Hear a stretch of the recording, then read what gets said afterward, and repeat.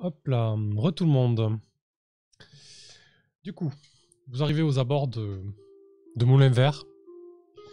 Quelques torches et braseros sont allumés, notamment dans des endroits stratégiques comme en hauteur, au niveau de certaines entrées en hauteur de la souche pour avoir des points d'observation.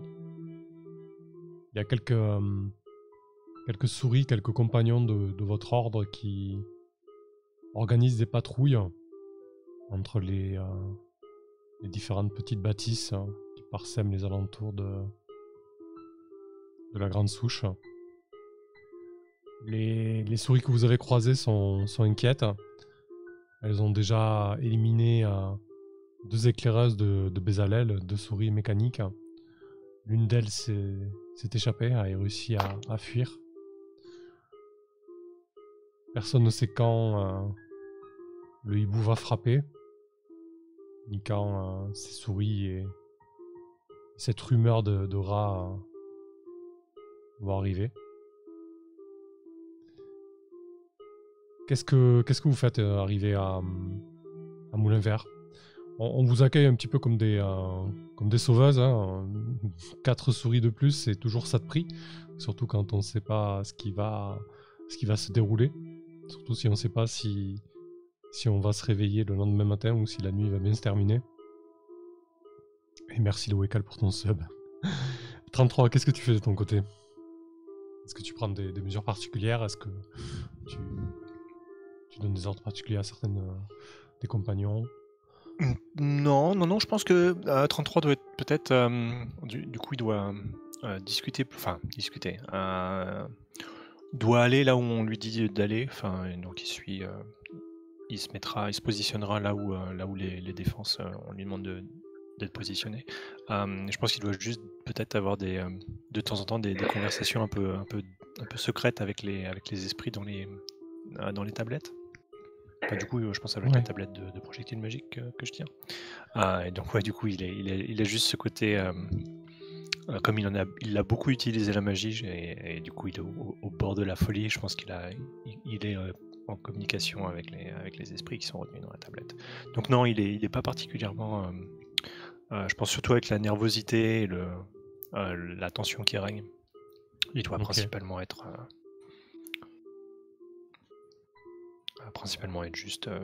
juste là et là où on lui dit d'être et un peu bizarre, c'est tout.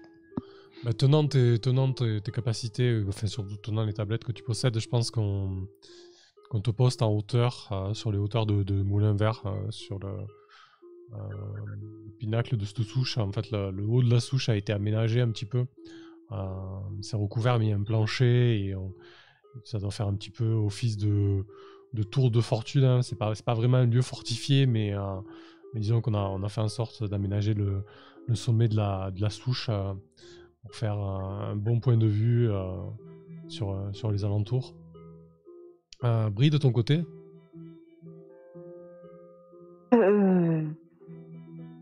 Peut-être plus en hauteur aussi, vu que j'ai une fronde.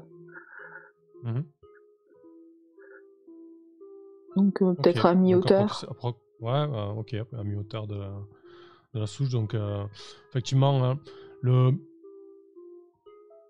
les compagnons et les forces de défense de Moulin Vert, ça compte à peu près une quarantaine de souris, quoi. Voilà, c'est deux contingents, 2 troupes, quoi. C'est pas non plus la folie, mais voilà, quand on est 40 pour défendre et quand il y en a 4 de plus qui arrivent, c'est assez important. Donc effectivement, tu peux te poster à mi-hauteur, là où il y a très certainement d'autres souris avec des frondes prêtes ou même des arcs prêts à défendre. Pour toi, Béric? Moi, au contraire, je me mets dans les premières lignes, vraiment dans les défenses qui seront les premières à absorber les coups. Et j'essaie surtout de repérer où est 33 en hauteur, de repérer son point d'attache pour essayer de rester sous ses yeux, puisque je sais la puissance de sa magie et pour l'avoir expérimenté, je sais qu'elle peut être très intéressante. Et en parallèle, j'essaie de motiver un peu toutes les troupes. Je montre en fait la masse de la reine sorcière qu'on a récupérée, en montrant qu'on est béni par la reine sorcière et que notre combat est juste. Et du coup, tu vois, je me balade à travers les troupes, j'essaie d'encourager tout le monde, Galvaniser les gens. ouais, de galvaniser un peu tout ça et de leur faire garder courage pour leur faire reprendre un peu de confiance. Ok, parfait. Gwyneth, de ton côté? Moi, quand il sera temps, je rejoindrai le même niveau que Brie pour défendre à la fronde. Mais Ok. d'ici là, j'avertis les Je te voyais gardes. plus courageuse que ça. Enfin, en tout cas, plus frontale que ça. Mais oui. Non. Donc tu disais, entre-temps, t'avertis les gardes? J'avertis les gardes pour compléter j'ai pas la phrase. Bref, de ce que leur a dit Brie, et notamment de faire attention à de potentielles souris utilisant la magie, et accompagner en fait tous les enfants et tous ceux qui ne peuvent pas participer à cette bataille, de se réfugier au plus bas possible, voire dans des galeries si on en a. Le plus bas et le plus protégé en fait, si jamais Ok. ils attaquaient Oui, par le haut. effectivement, entre les différentes souches, il y a la plus grande, la principale, mais il y a quelques petites souches à côté. Donc, quelques habitats, il y a effectivement un réseau de galeries qui relie tout ça de manière sécurisée, et notamment pour les longs mois d'hiver. Du coup, vous avez l'équivalent de troupes souris, d'une vingtaine de souris de chaque. Il y a une troupe qui est plus ou moins menée par Beric et qui est équipée d'armes au corps à corps. Donc Beric, je vais te laisser jeter un D6. Et ça va être les points de vie de cette troupe. Une grande responsabilité repose sur ce jet. C'est un 3. Ok. 23 PV. Et je vais pas faire jeter Berry. On va faire plutôt tirer le dé à Gwyneth. Je comprends pas. J'étais en train de me dire qu'en fait, non, j'aurais pu prendre mon marteau et me dire c'est mon dernier combat et aller en bas. Mais pour Brie, je vais peut-être tirer le dé. Il n'y a pas de problème.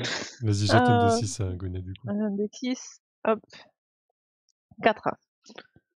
Ok, parfait. Très bien. Alors que vous êtes tout à vos postes, la nuit tire vraiment en longueur. Les heures passent et rien à l'horizon. Et au bout d'un moment, vous entendez ci et là des éclats de voix, notamment des patrouilles qui sont au sol, dont l'une qui est pas très loin de toi, Beric. Des éclats de voix dire elles sont là, elles sont là. Il y en a une qui grimpe. Il y en a une qui grimpe sur la souche. Et le temps qu'on te dise ça, Beric, j'imagine que tu regardes autour de toi. Et effectivement, il y a des souris qui sont faufilées. Alors, ce qui te dérange, c'est qu'elles semblent luire un petit peu. En fait, tu n'avais pas remarqué jusque-là, mais elles semblent un petit peu luire d'une lumière un peu violette. Et elles sont en train de grimper en masse, comme ça, autour de la souche.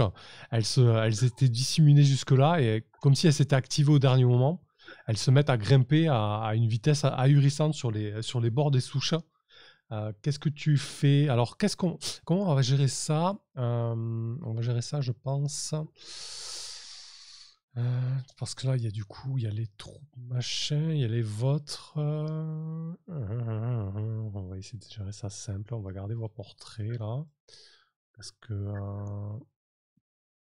Ok, je vais juste prendre une icône. Voilà. Du coup.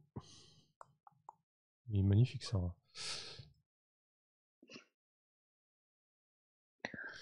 Attends, pour nos troupes, il y a ça là. Ouais, n'hésite pas à rajouter des trucs. Du coup, l'idée, c'est que on va jouer un petit peu en grande échelle avec cette histoire de troupe. Mais vous, individuellement, vous allez pouvoir agir pour tenter de donner un avantage ou potentiellement un désavantage aux troupes présentes, en fait, aux troupes que vous commandez. Donc, ou donner un désavantage aux troupes adverses, en fait. Donc, on va le gérer comme ça. Je vais juste mettre des icônes pour qu'on puisse comprendre qui est qui. Ouais. J'aurais dû peut-être le préparer avant, mais c'est pas grave. Si tu trouves des icônes cool, ça c'est Bezalel, là, les forces, les icônes un peu grises là. Ok. Gbéric, tu vas ajouter un jet de sauvegarde de dextérité pour les troupes de vos souris. Elles ont une dextérité de 10, du coup. Pour savoir si elles agissent avant ou après les forces de Bezalel.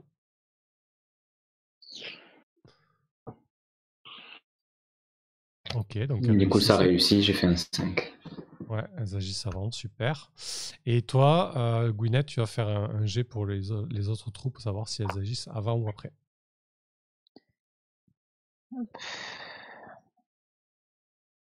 6. Eh ben, écoute, c'est parfait, elles agissent avant aussi. Ok, très bien. Il manque la troupe... non, notre manque, ouais, une petite souris avec... ça marche. Ok. Du coup, on va faire un petit tour de table, savoir ce que vous entreprenez comme action. Donc en fait, la situation, là, ce qui est en train de se passer, c'est qu'au même moment où vous avez entendu crier « elles arrivent », elles commencent à grimper sur les souches, sur la grande souche de Moulin Vert. Vous comprenez que c'est les souris mécaniques qui sont en train de grimper sur la souche parce que, voilà, comme je vous expliquais, elles luisent d'une lumière un petit peu violette. Dans le même temps, en fait, quasiment, les troupes qui sont au sol, les patrouilles de garde qui sont au sol, entendent des cris de râle de charge, en fait. Il y a les rats, en fait, qui sont en train de charger frontalement les souris qui sont en patrouille. Donc c'est une attaque assez coordonnée.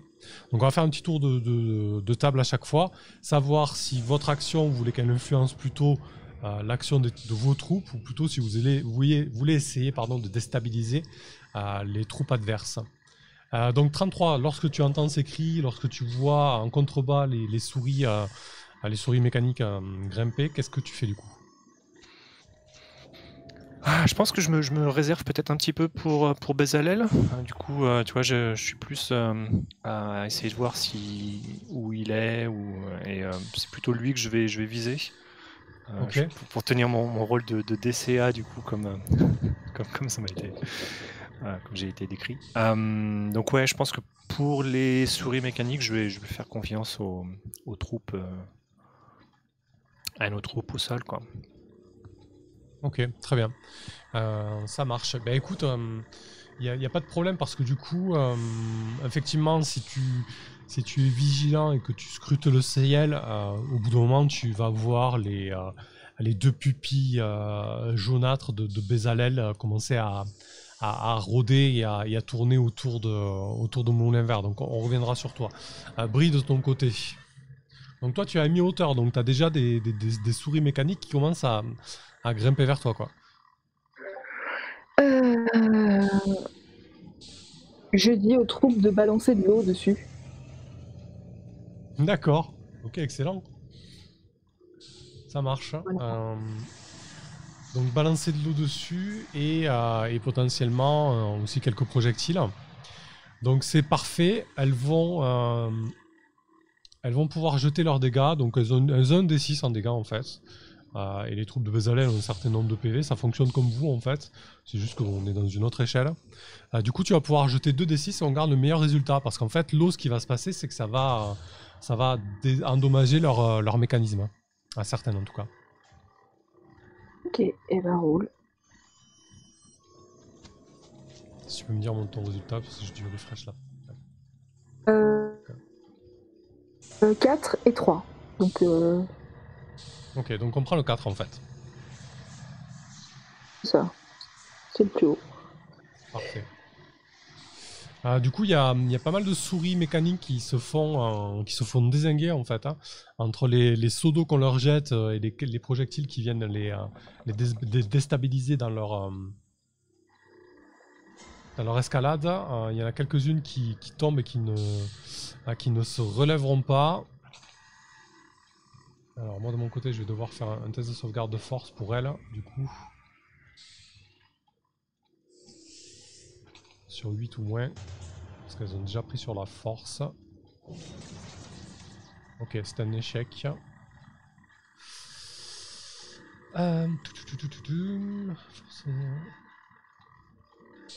Troupe est dispersée. Pas agir avant d'être ralliée, ok.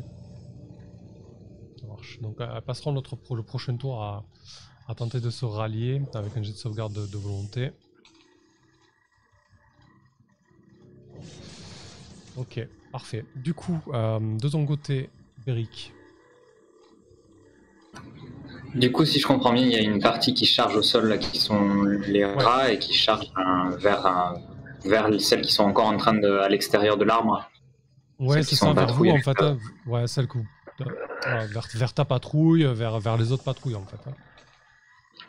Hein. Et du coup, je pousse un grand coup de sifflet pour rameuter tout le monde et qu'on fasse front et qu'on recule comme une espèce d'énorme tortue avec les lances pointées en avant et qu'on recule vers l'entrée pour essayer d'absorber la charge et en même temps de ne pas s'exposer outre mesure tant que Bézalel ne s'est pas montré plus que ça. D'accord. Parce que notre objectif c'est quand même Bézalel et pas tellement le gang des Boras dont on sait qu'ils sont simplement des soifards. Et du coup, je me mets en première ligne avec la masse et en poussant une espèce de grand cri de guerre, en criant pour Rosemary, en essayant de crier le nom de la reine sorcière le plus fort possible pour que le Bézalel tournoyant puisse peut-être l'entendre comme une provocation. Du coup, effectivement, tes cris portent. Ce que je te propose de faire, c'est de faire un test de sauvegarde de volonté. Si tu réussis, tu pourras donner un avantage aux troupes au sol. Par contre, si tu échoues, ça risque d'être la cacophonie. À ce moment-là, il y aura un désavantage. En tout cas, certaines de tes seront mal perçues. Donc tu as 11 en volonté, tu me fais un 17. Ok. Donc ce qui va se passer, c'est qu'effectivement, tu vas rallier les troupes au sol pour tenter de faire un blocus devant la porte de Moulin Vert. Mais en fait, il y a déjà certaines patrouilles qui sont quasiment nez à nez avec les rats. Donc c'est un petit peu la panique, hein, ça se bat à droite et à gauche. De ton côté, toi, tu es avec une bonne dizaine de souris et vous faites front face à la charge de plusieurs rats. Donc ils sont vraiment beaucoup plus grands que vous. Ils font le double de votre taille. Hein. Compagnon, tu vois à quoi ils ressemblent. Je pense que c'était un petit spécimen en fait. Et du coup, là, c'est des beaux rats d'une 25 cm de haut, assez musculeux, avec des grosses masses, des armes improvisées, certains ont des haches. Et donc, ils se jettent vraiment sur vous avec voracité. Donc, je vous propose de faire un dégât avec des avantages, donc 2d6.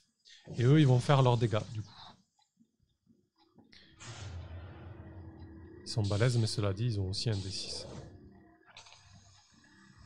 Ouf, j'ai fait un 6. Ah, j'ai fait un 1. Ok, c'est pas fameux. Donc toi t'as fait un 1. J'ai fait un 6. Donc ta troupe, elle a 10 de force, 12 de force, pardon. Donc elle passe à 9, donc je vais te demander un test de sauvegarde de dextérité. De force, pardon, sur 9 ou moins, savoir ce qui se passe. Je vais vous mettre les caracs des différentes troupes, ça sera plus simple pour suivre pour vous. Ça passe, j'ai fait un 6. Parfait, donc ça va. Malgré le choc, les troupes au corps à corps ne déroutent pas, donc elles ne seront pas obligées de se rallier au prochain tour, donc c'est plutôt une bonne nouvelle pour vous. De ton côté, Gwyneth. Du coup, moi, en tant que Gwyneth, pas... Oui. Ouais. Oui, Au niveau des... Et des parois, il en reste. Ouais. Mais là, au niveau des parois, j'imagine que de tous les côtés, ça tombe. Donc, pour le moment, je continue à envoyer des cailloux avec la fronde pour les empêcher de. Enfin, pour continuer à les faire tomber, quoi. D'accord, ok. Donc tu maintiens la pression là-dessus, ça marche. Hop, pas de problème. Du coup, bah écoute, tu vas jeter normalement, sans désavantage ou avantage, les dégâts des souris à distance. Du coup là, les souris mécaniques ne... Ah, j'ai oublié de faire taper les... Si, j'ai fait taper les rats. Les souris mécaniques se rallient ce tour-ci, donc elles ne vont pas taper en fait. Elles ont été un petit peu déstabilisées par l'assaut, donc là tu peux en profiter. Donc tu peux jeter un D6. Ouf, C'est un petit... c'est mon tour. Bon, par contre, ça continue à taper sur la force, donc ça 6 sur 10, donc je vais leur faire un test de sauvegarde de force. C'est réussi, donc elles restent. Cette fois-ci, elles sont bien ralliées, donc elles vont pouvoir riposter à nos prochains tours, pardon. Du coup, 33, ça revient à toi. Donc il y a Bézalel qui commence à tournoyer au-dessus et qui essaie de voir un petit peu les failles de moulin vert. Et tu vois qu'il attend vraiment le bon moment pour fondre sur une des parties de la grande bûche. Ouais, de la grande souche. Ouais, je pense que je vais essayer d'attendre le moment où justement où il va réussir à identifier cette faille du coup qui soit concentrée. Et du coup il verra pas les projectiles magiques fondre sur lui. Ok. D'accord. Du coup. Peut-être, j'espère aussi peut-être qu'il va que peut-être il n'y aura pas besoin d'utiliser la magie. Si c'est possible, peut-être que simplement on peut peut-être le vaincre sans avoir besoin de ça. D'accord, donc tu préfères temporiser. Ouais. Parce que là, ce qui va se passer en état, c'est effectivement, il va charger. Il va charger sur l'une des sur la souche en fait, donc il va essayer de déstabiliser certains des tireurs, du coup. Ok. Donc, bon, bah dans ce cas, ouais, donc du coup dans ce cas, oui. Alors si. Voilà, si tu veux temporiser, il n'y a pas de problème, mais il va frapper sur la troupe. Ouais, donc non. Donc okay. Non, alors je vais effectivement essayer de l'abattre. Ok. Et donc c'est peut-être là où on va voir la fin de 33 du coup. Du coup, je vais lancer un projectile magique à 2 de force à nouveau. Ouais, parce que du coup on considère que tu as récupéré les charges, il te suffit de tenir, c'est ça? Ah, c'est vrai? Ah bah oui, c'est non, vrai, mais je sais plus, c'est oui, c'est ça, simple en récupération. Ça se récupère assez facilement. Oh, est-ce que du coup je fais péter le 3 alors? Je me demande si c'est une traduction un peu bizarre, s'il faut le tenir pendant un tour tout en chutant de 10 mètres, je sais pas. Mais bon, je sais pas, on l'a joué comme ça depuis le début, donc... ouais, je peux aller vérifier vite fait, si tu veux, la VO. Qui doit être par là, je suppose. Non, c'est dans Intuisiode, je suppose. Intuisiode, Inscripteur. Non, je l'ai pas. Ah, non, mais je le trouve pas. Écoute, on va dire tant pis. Hein. Est-ce que du coup, est-ce que je lance les 3d6? Est-ce que je finis, j'explose en beauté alors dans ce cas? Tant qu'à faire. Allez, tant qu'à faire. Je vais le finir à coup de marteau. Ah, ça sera la fin du perso en fait. J'ai plus que 4 points de volonté. Et, si j'arrive à 0, le personnage est out. Ok, et ben c'est parti, 3d6 alors. Triple 4. Donc il se prend 15 points dans la face. Par contre, du coup, ça utilise, c'est un 4 à 6, ça utilise tous mes emplacements du coup. Si je dis pas de bêtises. Ouais, 4 et 6, je marque un usage. Donc du coup, effectivement, j'ai plus d'usage de projectile magique, mais par contre, il se prend 15 Bézalel. Encore pire que... Il avait pris 10 la première fois qu'on s'était rencontrés, mais du coup, là, il se prend 15. C'est assez violent. Du coup, ce qui va se passer, alors qu'il était en train de charger pour fondre sur une des fenêtres de tir à mi-hauteur sur la souche, le tir, enfin l'impact va être si puissant qu'en fait il va se retrouver projeté au sol, il va rouler sur plusieurs mètres. Il va plus bouger pendant un instant, pendant un long instant qui semble une éternité, au point que tu penses que tu l'as battu sur le cou. Puis il va se relever péniblement et il va pas se mettre il va pas s'envoler en fait, mais il va se mettre à boitiller en direction de Moulin Vert, un petit peu comme comme s'il était dans un état second, et il va avancer vers la porte de Moulin Vert, là où Beric est retranché, mais tu vois qu'il est vraiment dans un état assez critique parce qu'il boite, il a une aile qui fait un angle impossible. Donc voilà, il est en piteux état, Bezalel, mais en tout cas, il est habité par une espèce de rage, de détermination qui le fait avancer vers la porte où se trouve Beric. Donc Beric, tu es en train de te battre avec les rats, et en fond, dans la pénombre, tu dois voir cet immense hibou qui marche vers vous. On va basculer sur Brie, du coup, joli tir, 33 en tout cas, et tu t'en sors bien. C'est sûr. Je pensais que c'était le moment où j'allais raccrocher le personnage, mais non. Incroyable. Eh ben, ma foi, je vais continuer à essayer de dézinguer les souris mécaniques qui montent le long de l'arbre. Ok, ça marche. Bah écoute, tu vas faire tirer les souris à distance avec un D6 de dégâts normal. Par contre là, cette fois-ci, les souris mécaniques vont riposter, quoi. Donc je vais tirer aussi un dé. Elles vont commencer à s'accrocher. Donc je tire qu'un D6, hein, on est bien d'accord. Ouais, un D6. Et elles vont commencer à s'accrocher aux différentes fenêtres de tir et à essayer de taper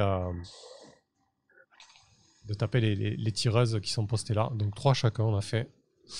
Donc les souris distance tiennent, elles avaient 4 HP, donc il en reste plus qu'un, donc ça permet de ne pas taper sur la force. Donc pour l'instant ça va, pour cette troupe là. Par contre les souris mécaniques là, désormais, elles sont à 3 sur 10, donc elles ont plus de la moitié de leur force. C'est-à-dire que là elles doivent réussir un test de volonté. Si elles échouent, elles sont en déroute. Elles ont 10 en volonté. Elles réussissent, donc elles restent. Elles tiennent le coup, elles sont acharnées, habitées par la volonté magique de Bezalel. Elles continuent à grimper. Certaines désormais sont accrochées aux embrasures des fenêtres et commencent à rentrer de force à l'intérieur de Moulin Vert. Beric, de ton côté.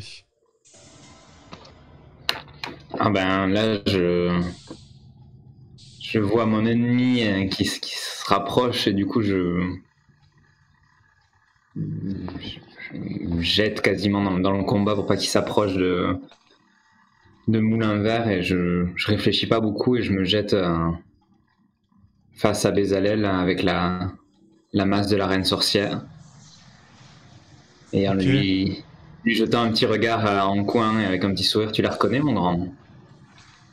Excellent. Bah écoute, tu peux te taper direct en fait, hein. Non, bah, carrément.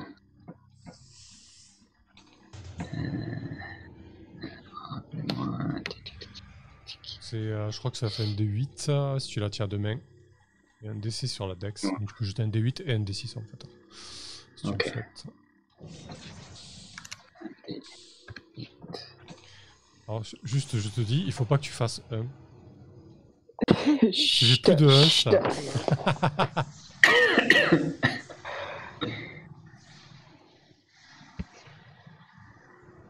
Oh, 8. Wow. 8 et 6, quoi. Écoute, je t'en prie, dis-nous, Beric, comment tu abats Bezalel, cette fois-ci pour de vrai, comme la légende le dit pour Rosemary, ce qui n'était pas le cas en fait, finalement. Bah, en fait, Vous l'imaginez je vraiment une aile cassée, boitillant. Il tente désespérément de jeter sa tête avec son bec sur toi. Et en fait, je me détourne au dernier moment alors qu'il essaye de me happer. Je grimpe sur son aile cassée qui traîne un peu au sol. Et je grimpe jusque sur son crâne où j'abats la masse de toute ma force. Et qui s'enfonce dans un craquement sonore, et le corps titubant de Bezalel reste un peu debout pendant quelques secondes. puis il s'écrase complètement sur quelques rats qui sont en dessous. Et il s'écrase au sol dans un nuage de poussière au milieu des torches flamboyantes. Parfait. De ce côté-là, ça continue à taper au sol. Les rats continuent à frapper les troupes au sol. Bézalel vient de s'écrouler, mais c'est pas pour autant que les rats partent, parce que peut-être qu'eux, ils ont envie de profiter de cette ouverture pour piller et s'emparer des richesses de Moulin Vert. Les troupes au sol prennent 2 dégâts de plus, donc je te laisse faire un test de volonté pour les troupes au sol. Beric, tu peux jeter un D20, elles ont 10 en volonté. C'est pas deux.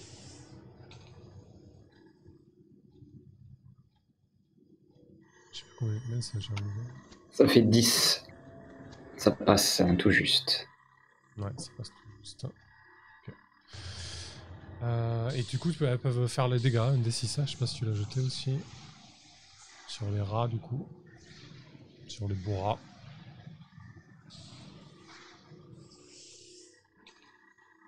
Ça fait un. Un petit 1, ça marche. Gwyneth, de ton côté. Quand Bézalel tombe, les souris mécaniques, elles fonctionnent toujours ou pas? Oui, elles continuent à fonctionner. Tu comprends qu'elles sont autonomes en fait. Hein. Ça doit être des sortes de golems à laquelle on insuffle un ordre. Mais voilà. Ok.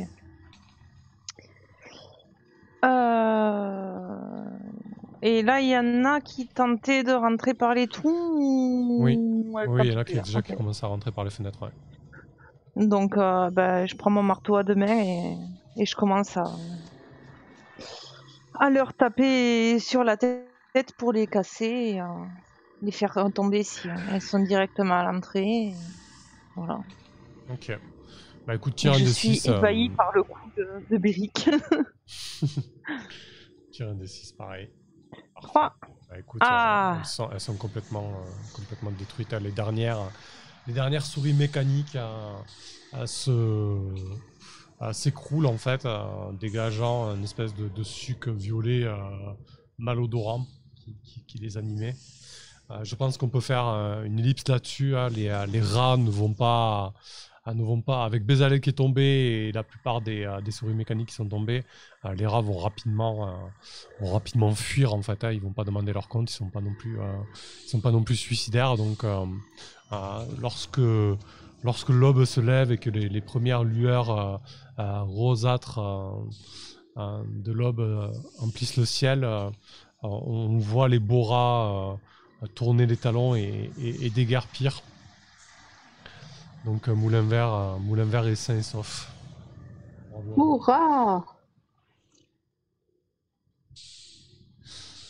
Hurrah! Du coup, bah écoutez, ce que je vous propose de faire, c'est de faire un petit épilogue pour chacun de vos personnages.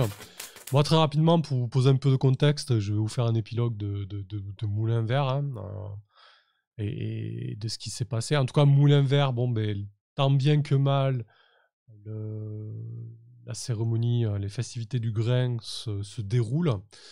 Alors, elles ne sont pas aussi fameuses que les autres années, donc très certainement que durant l'hiver, c'est sûr que l'hiver va être difficile, parce que du coup, il n'y a pas autant de vivres, de farine, de pain que d'habitude, et ce pour plusieurs raisons. L'attaque de Moulin Vert a mis à mal certains du matériel et certaines des personnes. Il y a eu des décès, il y a eu des dégâts matériels. Des dégâts, j'allais dire humains, mais des dégâts souris, du coup. Donc ça a été assez compliqué. En plus de ça, vous avez appris en revenant que les Boras, en fait, se sont emparés des mines dans lesquelles les alchimistes de la communauté font pousser les levures. Donc ça a posé des problèmes d'approvisionnement des levures. Donc voilà, même si les festivités du grain ne sont pas au beau fixe, la communauté est sauvée, mais il y a quand même la crainte d'un hiver très difficile, surtout avec les tensions avec les autres communautés, et puis toujours cette problématique de la Cité Blanche et potentiellement des traîtres en son sein. Concernant Mestre Farine et les érudits de Cuivre-Bois, les réparations de cette communauté vont prendre du temps, mais ça ne les empêche pas de continuer à étudier et à scribouiller.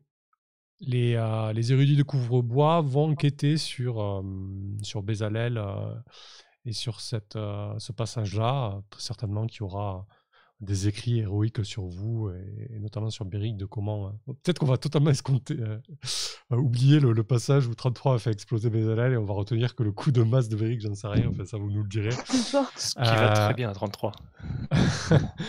Et du coup, en fait, ils vont apprendre de diverses sources, notamment des oiseaux et des proches de Bézalel, pour ceux qui comprennent la langue, par l'intermédiaire de témoignages et de traducteurs. En fait, Bézalel, c'était le fils de Bézalel. Lorsque le hibou s'est enfui il y a 40 ans par le portail, il a abandonné son œuf et sa compagne dans ses projets fous. Il s'est laissé porter là-dedans. Et en fait, ce jeune hibou a grandi en l'absence de son père, et il s'est mis en tête de partir à tout prix à sa recherche. Donc il a refait un peu le chemin pour en arriver là. Et bon, lui, cette fois-ci, il n'a pas réussi à ouvrir le portail. Il espérait rejoindre en fait son père, ce qu'il n'a jamais fait, quoi. Voilà ce qui ressort des différents témoignages et de ce que les érudits ont pu apprendre. Voilà, donc je vais vous proposer un petit tour de table. 33, du coup, si vous nous faire un petit épilogue sur ton personnage. Où est-ce que je jouais à 33 dans 5 ans? Je pense qu'il... Dans 5 ans ou dans l'hiver immédiat, c'est très long, hein, un mois ou deux pour une souris. Qu'est-ce qu'il pourrait bien faire, 33? Je pense qu'il doit potentiellement peut-être utiliser un peu la magie, justement, pour aider durant l'hiver. Je pense qu'avec croissance, il y a peut-être moyen de réussir à faire de truquer un petit peu pour qu'on réussisse à trouver soit de la nourriture, soit qu'on réussisse à passer l'hiver de manière un peu plus commode. Ouais. Donc tu vas vraiment te donner là-dedans, jeter le sort, quitte à perdre un peu la tête, quoi. Ouais, je pense qu'il est toujours, il est un peu dans une spirale quand même, toujours un peu à la limite, quoi. Mais ouais, je pense qu'il faut, voilà, c'est peut-être le moyen qu'il a d'aider la communauté. Donc du coup, il fait un peu ce sacrifice-là, il sacrifie un peu sa santé mentale petit à petit. Ok. Donc je pense qu'on doit de plus en plus discuter avec les tablettes, avec les esprits dans les tablettes. Et donc du coup, ouais, on le voit qui perd pied de plus en plus avec la réalité, en fait. Parfait. Et il finit en cobaye à fond, quoi. Un cobaye de la magie, quoi. Ok. Brie, de ton côté?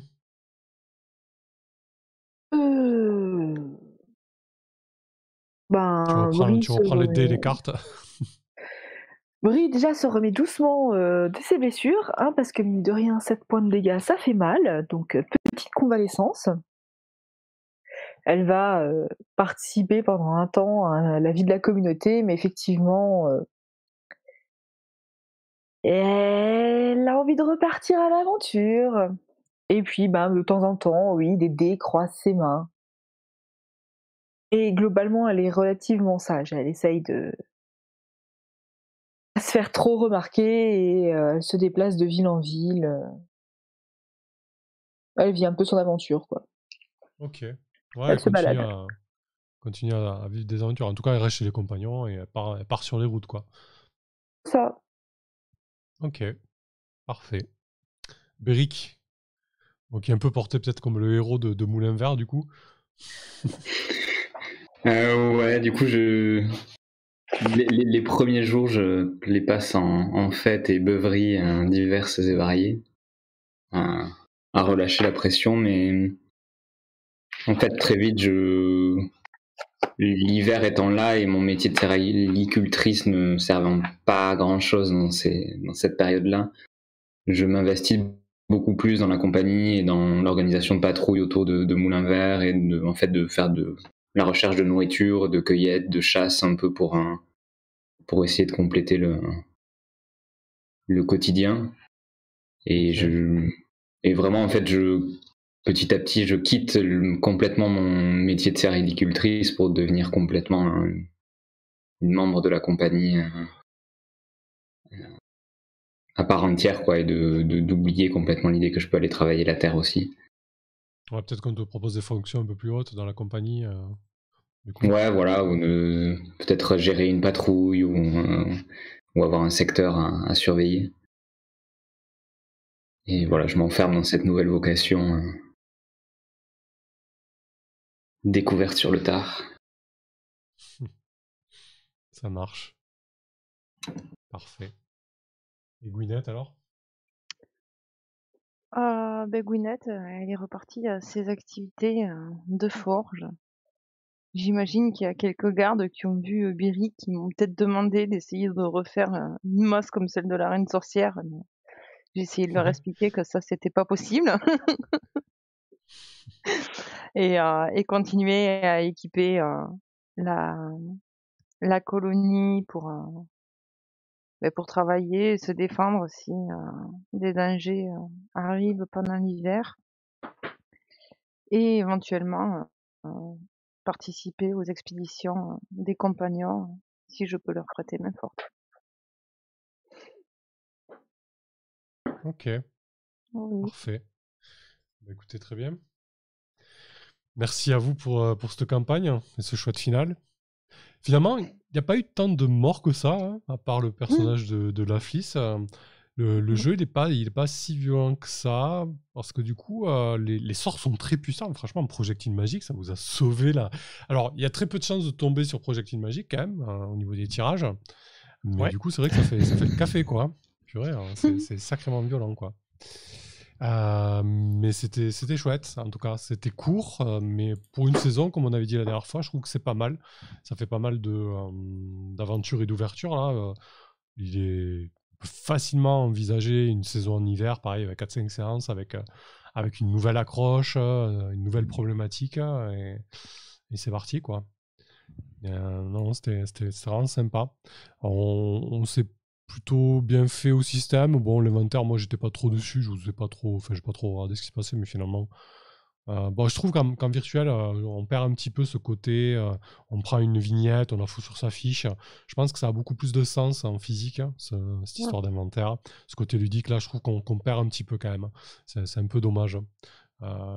L'idée est vraiment cool, mais elle doit prendre toute son ampleur en physique, malheureusement. Bon, ça arrive parfois avec certaines mécaniques qui fonctionnent moins bien en démat, mais c'est comme ça.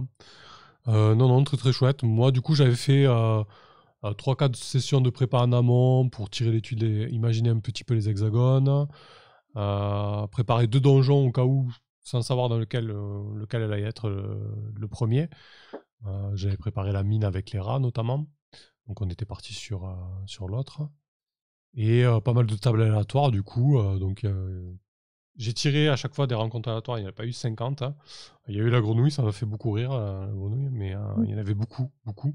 Donc là, concrètement, si je veux jouer le jeu, les 4 heures de préparation que j'ai investies, bah, je peux les utiliser encore des heures et des heures, en fait, parce que là, on a exploité que 20%. Là, je veux dire, là, j'ai du Moss Ritter clairement pour pas mal de sessions, même des one-shots, etc., sans aucun problème. Et entre les sessions, j'ai pas beaucoup préparé. J'ai juste fait en sorte d'agencer un petit peu les idées. Au début, j'avais rien écrit du tout. J'avais juste les 2 donjons et j'avais juste ce Bézalel un peu qui rôdait parce qu'il avait été tiré sur une des tuiles, en fait. Et comme les hiboux, leur objectif en tant qu'opposition, c'est d'acquérir de la puissance et des sorts, bah, c'était tout trouvé avec cuivre bois, en fait. Et voilà, du coup, ça a enchaîné là-dessus. Puis au fur et à mesure, au fil des parties, ça s'est affiné, quoi. Voilà. Voilà, quoi dire de plus, pas grand-chose. Je vais laisser un peu la parole. À quelle reine, vas-y, à ton tour, si tu veux débriefer un peu. Bah ouais, non, c'était sympa. La mécanique d'Into the Odd est plutôt cool. Donc ça, on le savait déjà, a priori. Mm. C'est vrai que bon, je suis toujours. C'est la partie dans tout ce qui est inventaire, tout ce qui est matos. C'est la partie qui m'intéresse vraiment le moins dès qu'on tape un peu dans l'OSR, les trucs comme ça, tout ce qui est finalement la gestion de ressources. Je comprends Mm. que ça peut intéresser des gens. Moi, ça m'intéresse vraiment pas du tout. Mais donc ouais, c'est un Ouais, peu surtout que là, ça prend une part importante, en fait, du coup, la gestion des cases et tout. Ouais, donc bon, donc voilà, c'est un peu le truc que je dégagerais en gros, mais bon, à part ça, ouais, donc sinon c'est de la mécanique simple, plutôt cool et du coup qui est effectivement qui est quand même assez mortel, enfin tant que t'es pas passé niveau 2 en fait, même si on a eu finalement un peu de chance. Effectivement, la magie est extrêmement puissante, mais enfin, j'ai le fait de pas être, enfin, très sincèrement, hein, j'ai eu beaucoup de Mm. chance sur les dés parce que, Oui. enfin, j'avais 4 points de volonté, donc si je faisais un 6 sur le projectile magique, il y avait de fortes chances que je tombe à 0 de volonté et le personnage est out, quoi. Donc tu as quand même pas mal de chances de perdre le personnage dès que tu utilises de la magie. Enfin, en tout cas, si tu fais des gros sorts un peu bourrins. Mais donc ouais, c'est pour ça aussi que j'avais mis beaucoup en volonté. Mais ouais, non, c'était cool. C'était cool, effectivement. Ça donne envie de. Puis après, je suis assez fan de Mouse Guard et donc des légendes de la garde et même motorisé par Burning Wheel. Donc ouais, du Ouais. coup, c'était plutôt cool de jouer un peu différemment, mais toujours un peu dans la même ambiance. Et la petite histoire qu'on a faite était plutôt cool. Moi, j'ai bien aimé ce pauvre Bezalel, enfin l'enfant de Bezalel et surtout le côté un peu mystérieux et les rumeurs du passé, enfin, qui se révèlent être fausses. Je trouvais que c'était un twist assez intéressant. Cette reine Ok. sorcière Ouais, avec qui a le réécrit mensonge l'histoire un derrière.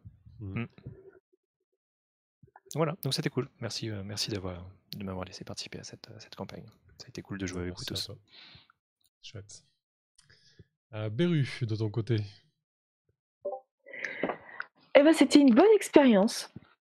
Parce que j'avoue que les OSR, je ne connaissais pas. Et que de ce que j'en avais lu sur ces trucs-là, ça m'avait l'air compliqué. Ouais. Mais en fait, alors, j'ai pas tout suivi sur le système, hein, parce que les 3/4 du temps, quand on jouait, j'avais les neurones un peu grillés. Mais globalement, moi, j'ai trouvé ça vachement intéressant et beaucoup moins casse-tête que ce que je pensais. Oui, Donc, en une général, très c'est bonne plutôt des expérience. systèmes light. Et l'idée, c'est de mettre en avant les bonnes idées, quoi, en fait. En tout cas, la proposition. Après, vous jetez Là, de dés, même c'était si on en bien a jeté pas réussi. mal. Mais en général, moi, j'avais l'impression que les jets de dés étaient justifiés à ce moment-là. Parce qu'il y a parfois des jeux où on te demande de jeter un dé toutes les 5 minutes et tu sais pas toujours pourquoi. Mm. Alors que là, moi, en tout cas, j'ai eu le sentiment qu'à chaque fois, les jets de dés étaient justifiés. Et ils servaient vraiment à quelque chose. Ils n'étaient pas là juste pour décorer. Ouais. Bah, effectivement, quand tu prends une règle essentielle, avant de jeter les dés, on détermine bien les enjeux et les risques. Bah, déjà, ça donne de l'importance au jet de dés, quoi, plutôt que de dire on jette les dés, on verra, quoi. Mmh. Donc du coup, ouais, une très bonne expérience. Et puis, j'ai bien aimé l'univers et le fait de devoir réfléchir un peu plus loin que le bout de son nez parce que on mesure maximum 10 cm de haut. Effectivement, ça change la donne, ouais. Donc non, bonne expérience, merci. Bah, écoute, c'est cool. Merci à toi. Théo, de ton côté. Ben moi j'étais un peu comme Beru au départ, je connaissais pas trop l'OSR, j'ai jamais trop pratiqué. Et en fait c'est effectivement enfin, j'ai kiffé, j'ai vraiment passé un très bon moment avec vous. C'était une excellente petite campagne sur laquelle j'ai vraiment pris mon pied, et autant dans les ambiances que tu as retranscrites que dans les histoires, je partage tout à fait ce que dit Kalren sur cette histoire un peu de mystère et de la manière dont les rumeurs se sont trouvées être fausses, etc. C'est des trucs que j'ai trouvé super bien. Et ouais, j'ai vraiment beaucoup aimé. Voilà, c'est pas très constructif, mais c'était top. Bah, écoute, le principal, c'est que tu t'es fait plaisir, que c'était cool, hein. J'ai envie de dire. Il n'y a pas de souci, hein. Ouais. Bah ouais, moi, c'est vrai que je me suis régalé aussi à animer un petit peu ces créatures.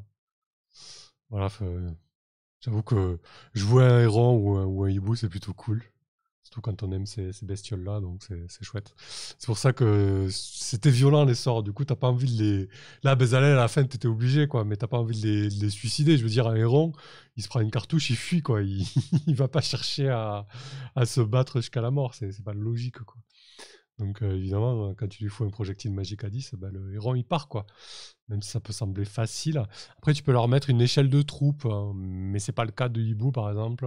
Il y a le chat qui a une échelle de troupe qui, du coup, est plus tenace que les autres, qui a vraiment envie d'attraper les souris. Donc, c'est vrai que... Non, c'était chouette de jouer ces créatures-là. Et puis, effectivement, comme vous avez kiffé le twist, j'étais plutôt content de mes trouvailles un petit peu organiques, parce que du coup, ça a émergé au fur et à mesure. Hein, ça a émergé vraiment entre les sessions et presque entre les scènes. Au final, ça a plutôt bien tenu et ça vous a plu, donc c'est cool. C'est plutôt bien. Je préfère faire comme ça que d'écrire tout à l'avance. Du coup, ça permet de vraiment s'adapter à ce qui se passe. Et ouais, c'était chouette. Le rendu était sympa. Tant mieux. Et la flisse pour finir. Moi, je suis dubitative. Alors, autant la campagne était vraiment sympa, comme tous les autres, hein, le twist était vraiment cool. L'univers était cool. Et j'aime vraiment beaucoup, en fait, jouer ou animer des parties où tu joues pas forcément des humains et tu dois réfléchir différemment. Les animaux, en général, c'est assez chouette pour ça.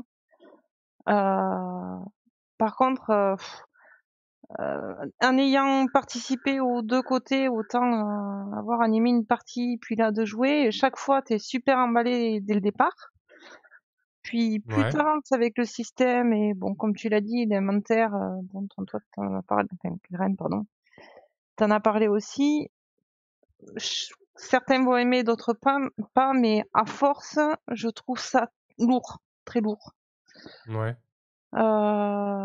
Et il y a plein de petits trucs que tu vas pas forcément utiliser ou qu'on n'a pas utilisé là parce que ça alourdit encore plus.